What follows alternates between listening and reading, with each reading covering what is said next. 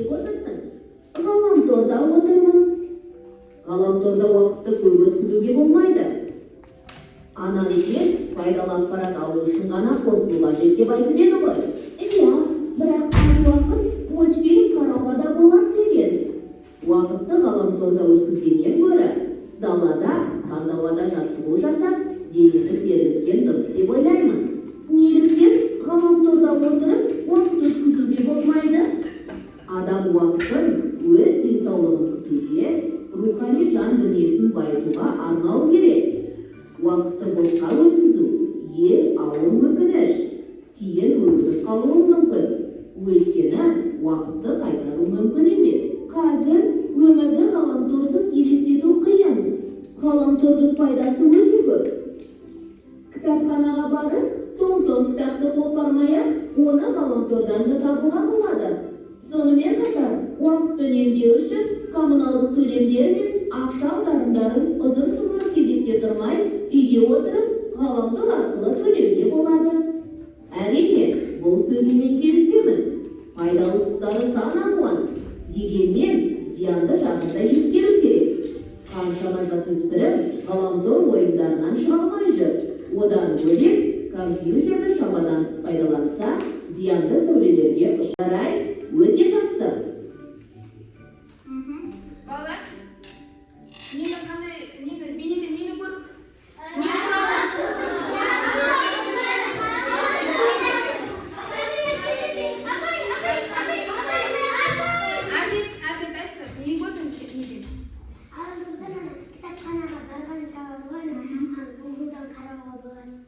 Google'dan қарауға болады. Нені? Ертегілер, том мен бейгиді, ертегілерді. Жақсы, иә. Тағы? Әдет сабаққа қатысып отырамыз. Не туралы айтылды? Нені көрді жаңа? Бейнеден нені көрді? Бейнеден. Жаңа нені не айтты бізге? Ең тұр, ардудың зияны, көзге ауыртатын айтты. Жақсы,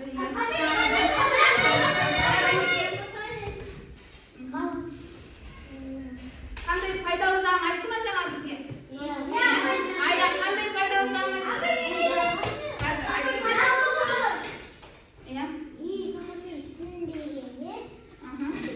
Google-да қарауға олардың айтты.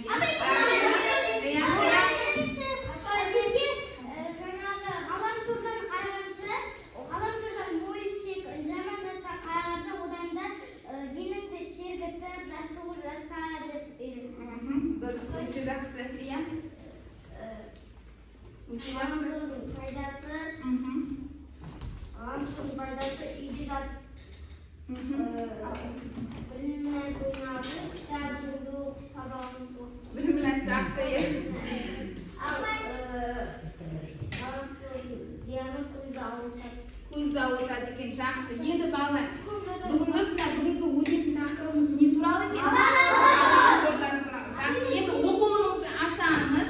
Ашайықшы оқулықты бәріміз. Ашамыз. 65-ші бетті қараймыз балалар. Бүгінгі біз өтетін сабақта біз нені өтеді екенбіз?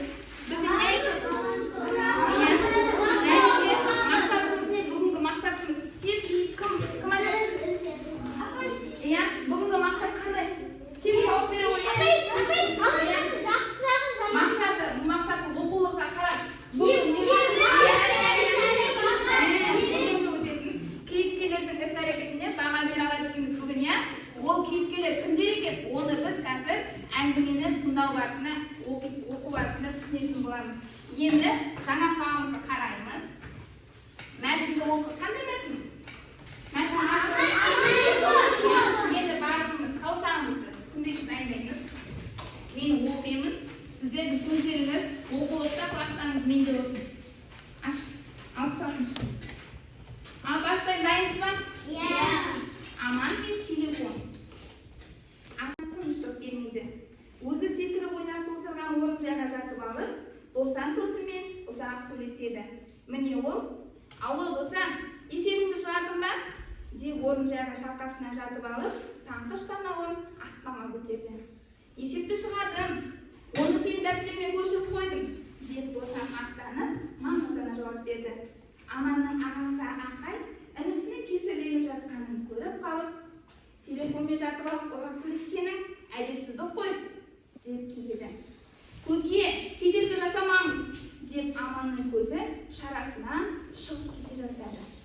Үйге берілген тапсырманы Досанға орындатқаның жалқаулы қой балам, деп анарына қабағын түйді. Мен жалқау емеспін, деп Аман қолын бір сілкіп, телефон тұтқасына жамбаса түсті. Алло, Досан, мен әлгі білесің ғой? Я, сол қызбен ұрысып қалдым, қойшай. Аманның телефондағы жыры таусылмады. Сөйтіп ол уақытты ұтымды пайдалану туралы өзі тізген күн тәртібін ұмытып кетіпті. Келесі күнгі сабақтан зорға дегенде 3 түк арқалап қайтты. Телефонның кесірінен оқуда үлгерімін бір жақсармай қойды, деп Асан ағай күйіп жүр. Ал Аман күймейді. Өйткені онда әдеп пен намыс жоқ. Әдепсіз, намыссыз бала әке-шешенің тілін алмай, оларды ренжітіп, өзіне бақытсыздық әкеледі. Әдібай табылды. Авторы кім екен? Әңгіме не туралы? Кейіпкерлері кім? Кейіпкерлері.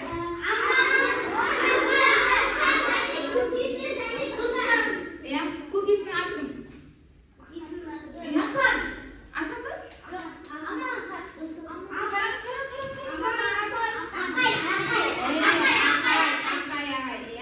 Анасы, кейіпкерлері, сосын ең басты кейіпкер кім екен? Бұл іс-әрекеті қаншалықты дұрыс немесе бұрыс? Бұрыс. Неге бұрыс? Неге дұрыс? Бұрыс. Өйткені Асан Аман мектептен келе салып телефонымен ұзақ сөйлескені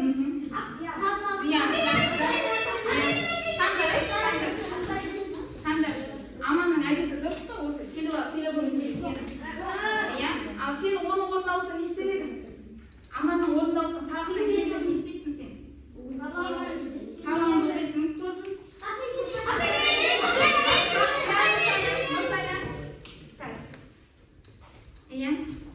Не істейсің сен сабақтан келген бе? Аманның іс-әрекетін дұрыс деп қабылдайсың ба? Дұрыс па? Неге дұрыс емес? Дұрыс жоқ менің ойымша. Дұрыс па? Телефонмен сөйлесе, досымен. Дұрыс емес па? Дұрыс па?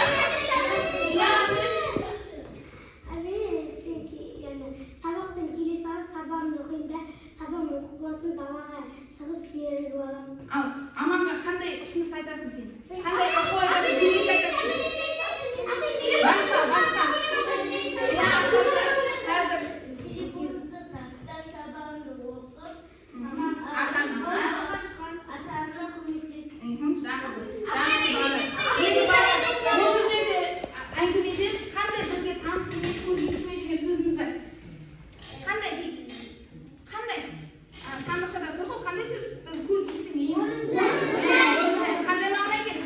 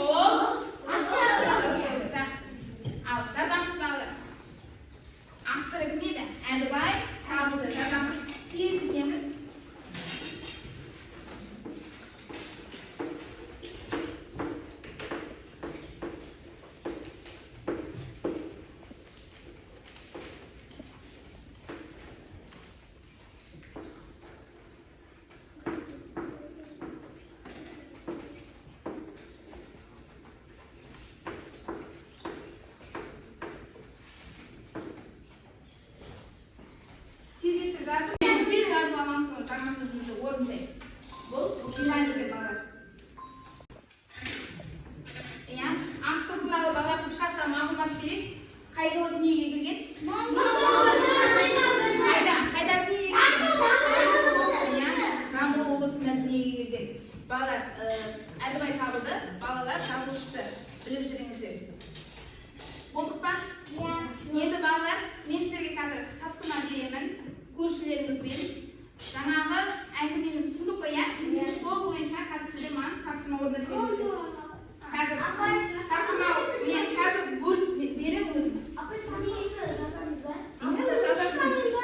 Иә, міне, күнмен Алихамен бірге отырып орындайсың.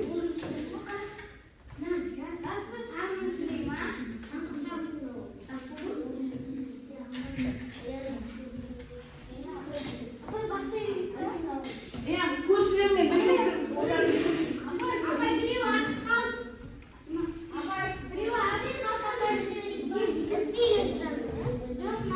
Міне, кіммен Ажолмен бірге орындайсың.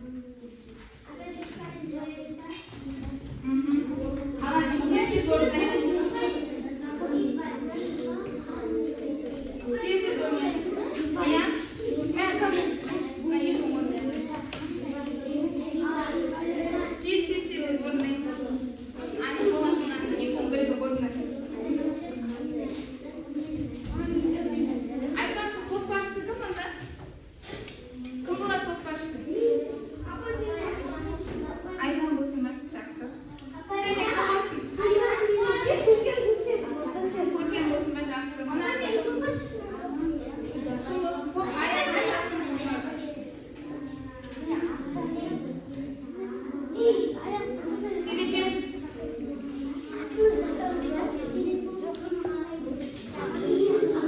Тез уақыт кетіп жатыр, болды, тез.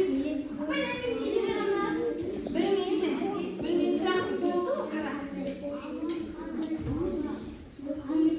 Иә, аман қандай болады? Әңгімеде аман қандай болады?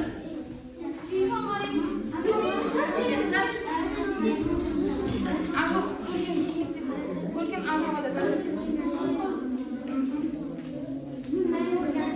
Иә, неше сұрақтар көріп, оның айтында қандай, үнемі не істейді? Иә? Оның айтында қандай? Қандай болғанын қалай білейін? Аманның қандай аман? Иә, тезірек уақыт кетіп жатыр.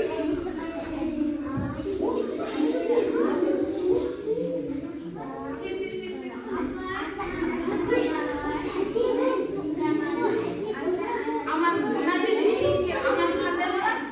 Қандай болғанын қалайсың? Қазіргі аманның. Қазіргі аманның қандай болғанын қалайсың? Күшті орындап жатыр, екеуі кезектесін.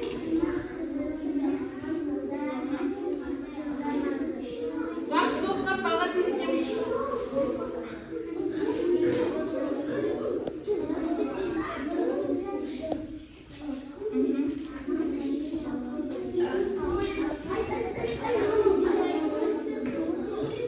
Аман қандай болады?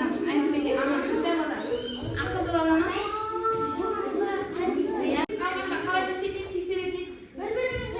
Иә, енді ауыстыра қойын. Тез ауыстыр. Ауыстыр қойын. Ане, мынамен ауыстыр. Ауыстыр тез. Ал енді маған қарай бала. Ода не қоясыңдар? Мүйіз қоясыңдар. Ал тексереміз. Аман қайсысында оқиды?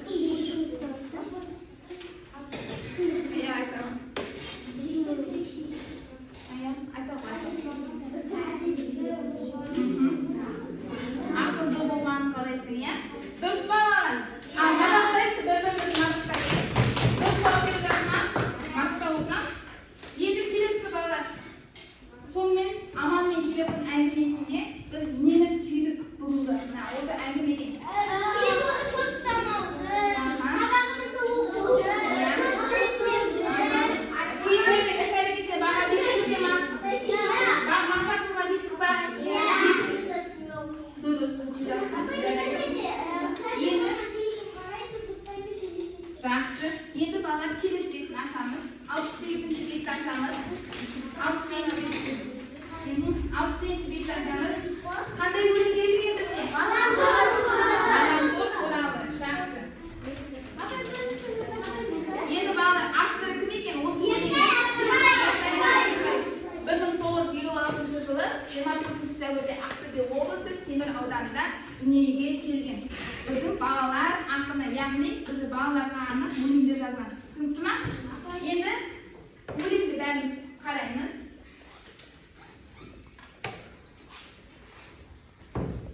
Пайдалы жағын айтты ма бізге? Зиян жағын айтты, иә? Не істеп, әңгіме не туралы? Айтшы өлеңді.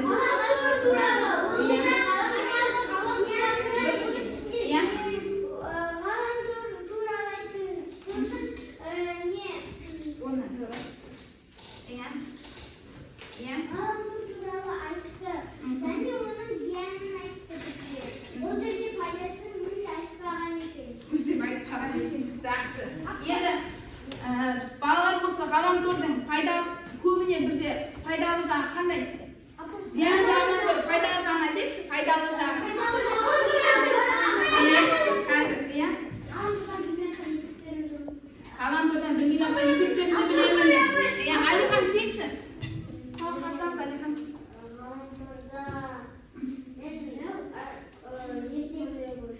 Ертегілерді көресің, мультиктерді көресің, иә? Қазір сенші, ғаламторда не істейсің сен? Ғаламтордың пайдалы жағын айтшы. Ғаламторда саған қандай пайдасы тиіп жатыр? Көрген сенші, көрген. Мысалға, орыс тілінде бір сөздің қазақшасын білмесең, переводчикпен қарауға болады. Аудара алады дейсің, өте жақсы. Ең болсын сен қандай пайдалы жағын?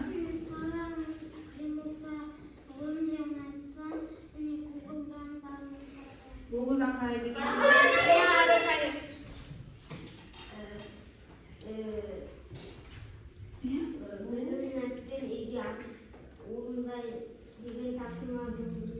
Білімләнттен қандай тапсырма орындайсың, жақсы? Пайдалы жағы білмеген нәрселерді көруге болады, ертегілер көруге болады.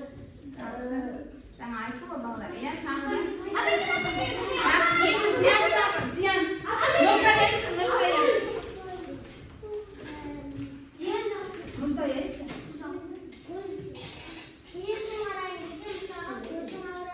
Дұрыс, көзің ауырады, иә?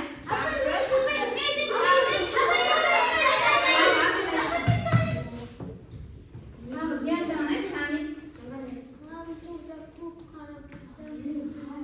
Көзің ауырады, жаңа Нұрсай айтты ғой.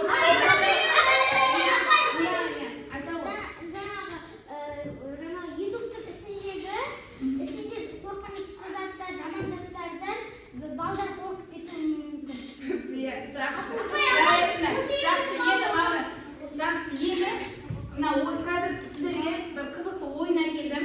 Іңкәр келші, сені іңкәрден бастайын. Бүгін саған қатыспай отыр іңкәр. Кел іңкәр. Бізде балалар қазір ұяшықтар бар. Осы ұяшықтардың ішінен пайдалы және зиян ойындар бар, иә? Бізге іңкәр қазір соны таңдап береді. Пайдалы зияны. Іңкәр уақытың бар. Қандай?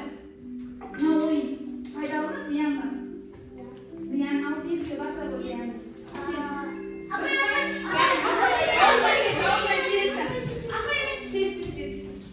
Кімнің қосқысарына теориямен естіп берейін, өздерің көркімен орындайсың. Келесі, бауыржан шығар.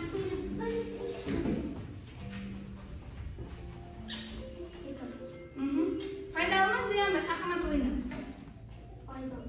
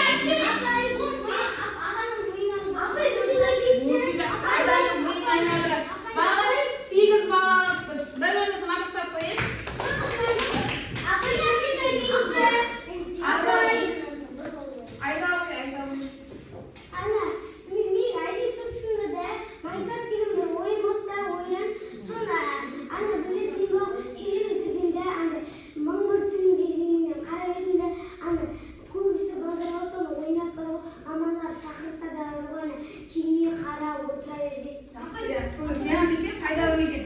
Зиян екен. Жақсы, түгел орнымыздан тұрайық, балалар. Балалар орнымыздан түгел тұрамыз. Орнымыздан тұрған орын. Мен сіздерге қазір бір сұрақ қоямын. Бізде алдымызда қандай мереке келіп жатыр? 25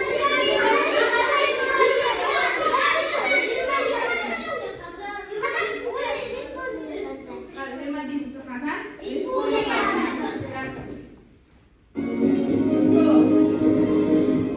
Ойымызды білдіріп қалай? Өзіміздің республикамызға арнап өлеңіміз айтады.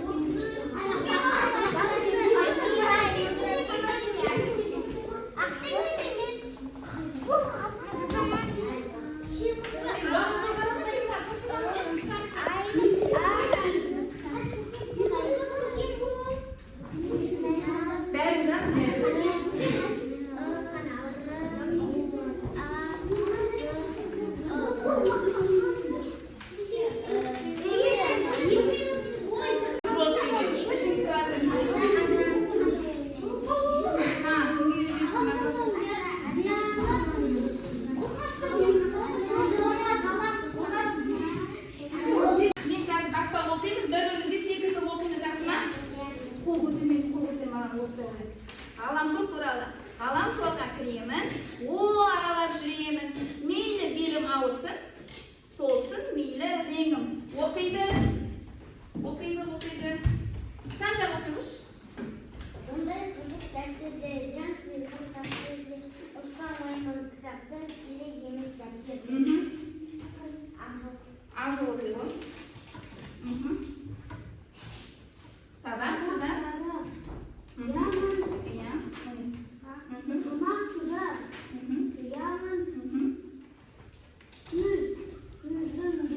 Сусынды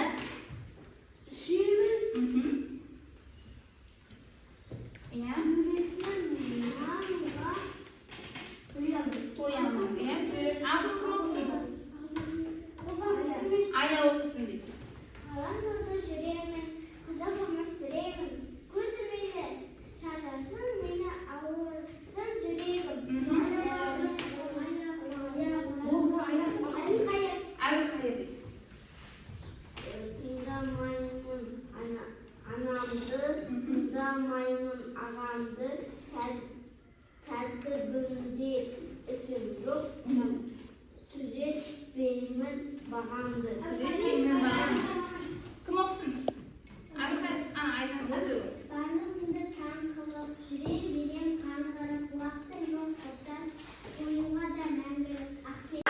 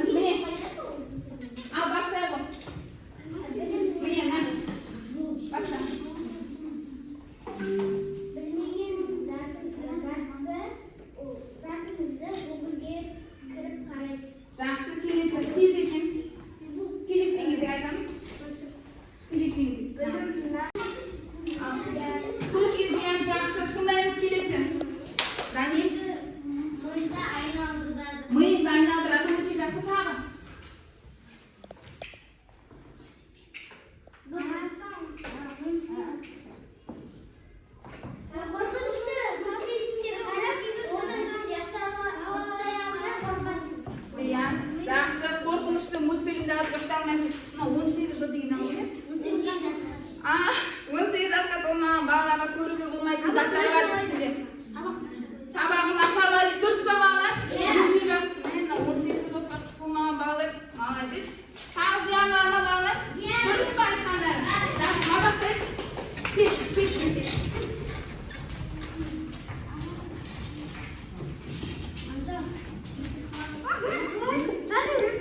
Манадан пайдасын зияны не істейді екен? Ғаламтордан көрген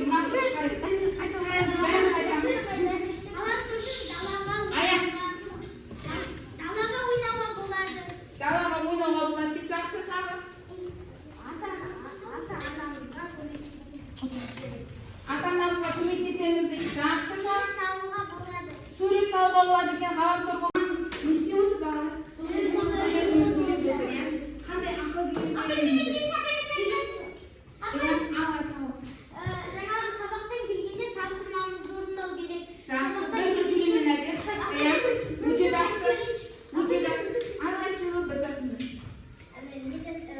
Мысалы, аман деген сотканы, яғни зарядкеге тығып, жарты сағаттан асып кетсем, мойнынан астық өртеніп кетуі керек. Сотканы зарядкеге тығып көруі. Өте жақсы. Зарядкеге қосып көрсең, ол асып кетуі.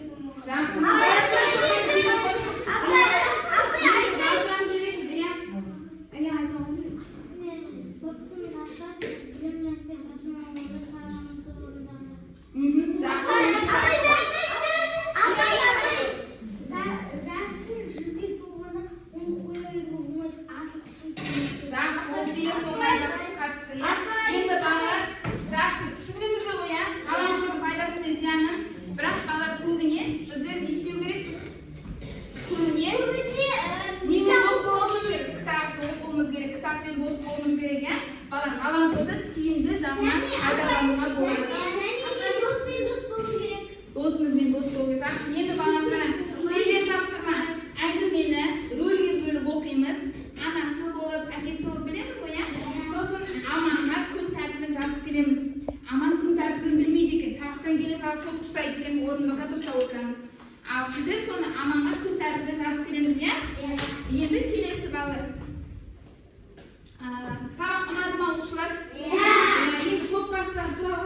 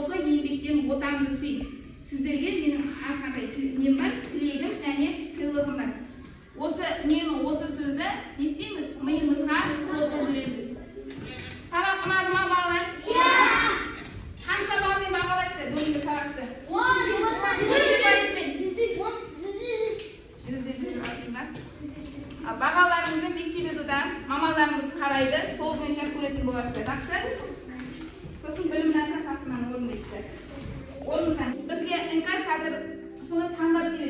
Foydali ziyoni. Endi vaqt var. Qanday? Nima o'yin? Foydalimi, ziyonmi?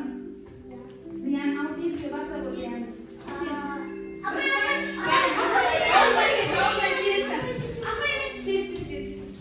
Kimning qo'shqisini ko'rmay istib bering, o'zim qo'shimni o'rnaysan.